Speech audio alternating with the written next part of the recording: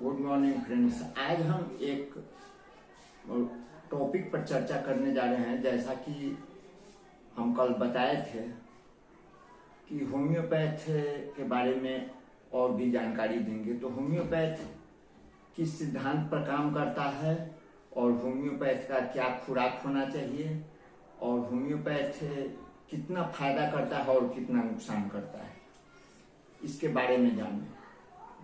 तो होम्योपैथ कैसे काम करता है इसके बारे में यह जानें कि एक लोहा के छड़ को या लोहा के पाइप को खूब गर्म करे कोयले के आग पर और खूब जलता हुआ रहे, तो उस पर अगर पानी डालते हैं तो पानी क्षण से समाप्त हो जाता है। और उसी जगह पर अगर एक ईंटा डाल देते हैं उस छड़ पर या पाइप पर, तो ईंटा गर्म हो जाएगा। तो होम्योपैथ में रोग का जो अवस्था है, रोग का जो लक्षण है, उस लक्षण के मुताबिक अगर दवा का चयन सही हुआ तो बस लोहा के पाइप पर जैसे पानी डालता है और क्षण से पानी समाप्त हो जाता है, पानी का बूंद, उसी तरह एक बूंद होम्योपैथ दवा का और रोग के मिटाने में उसी तेजी में काम करेगा। अगर रोग का लक्षण नहीं हुआ, शरीर का लक्षण वैसा नहीं हुआ, तो बस ईंटा जैसे गर्म होता है उस पाइप पर रखने से उसी तरह का काम करेगा। यानी कि रोग के मुताबिक ही अगर लक्षण सही हुआ तो बस पानी की बूंद की तरह वह काम करेगा। और होम्योपैथ दवा जहां तक फायदा और नुकसान की बात होती है तो होम्योपैथ दवा नुकसान नहीं करता है। नुकसान इस मामले में नहीं करता है कि हम खुद अपना अनुभव किए हुए हैं। हमारे पिताजी होम्योपैथ चिकित्सक थे। बच्चा में हम दवा खाए, कई दवा को एक साथ सबको मिलाकर खा गए, लेकिन कोई नुकसान नहीं हुआ। हमारे पिताजी थोड़ा चिंतित भी हुए। तो होम्योपैथ दवा में अगर आपके शरीर में वह लक्षण विद्यमान नहीं है तो बस उस लोहा पर जैसे ईंटा रखता है और ईंटा हल्का गर्म होकर रह जाता है, उसी तरह होगा। अगर रोग का लक्षण मिलता है तो फिर उस पानी के बूंद के तरह समाप्त हो जाएगा,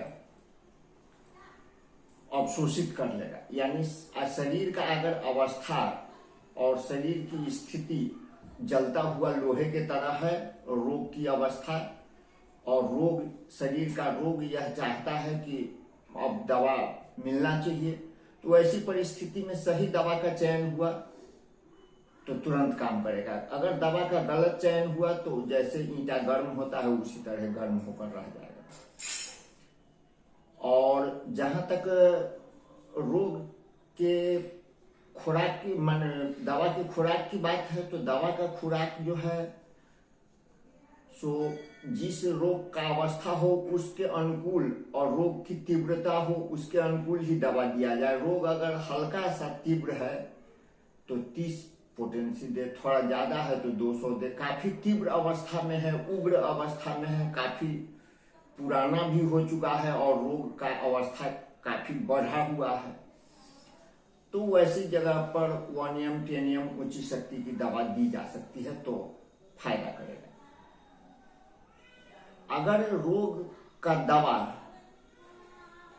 लक्षण के मुताबिक अगर दवा ज्यादा मिलता है तो उसी लक्षण के मुताबिक उस लक्षण में उछाल आएगा, तो समझिए कि दवा सही है।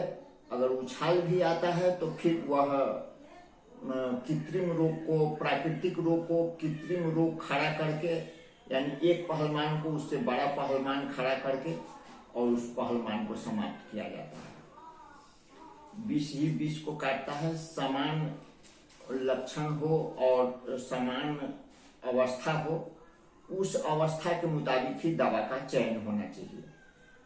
हल्का हो तो 30, अगर रोग मध्यम अवस्था में हो तो 200, अगर रोग बहुत ही पुराना हो चुका हो, बहुत ही प्रौढ़ावस्था या बहुत ही बेहद गंभीर अवस्था हो तो वो नियम के नियम दवा, ऊंची शक्ति दवा काम करेगा।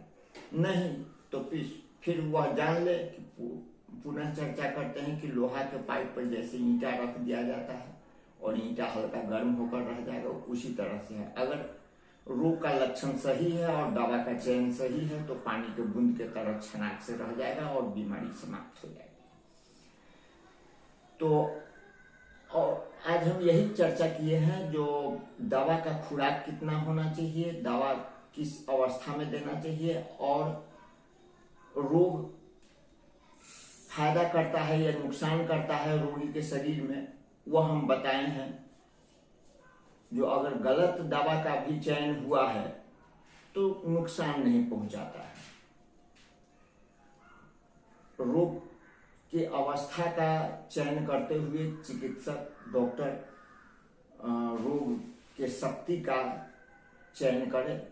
दवा का चयन सही होना चाहिए और दवा के शक्ति का चयन होना चाहिए, फिर बहुत तीव्रता में काम करेगा। ठीक है, वीडियो लंबा होने के कारण लोग पूरा देख पाए या समझ पाए, ऐसी स्थिति में जो है सो हम फिर कल चर्चा करेंगे होम्योपैथ के बारे में ही, कि होम्योपैथ में किस अवस्था में या रोग ठंड प्रकृति का है, गर्म प्रकृति का है, उसके अनुकूल दवा भी ठंड और गर्म प्रकृति का होता है। तो जैसी प्रकृति हो उसके अनुकूल दवा दिया जाए, इसकी चर्चा करें।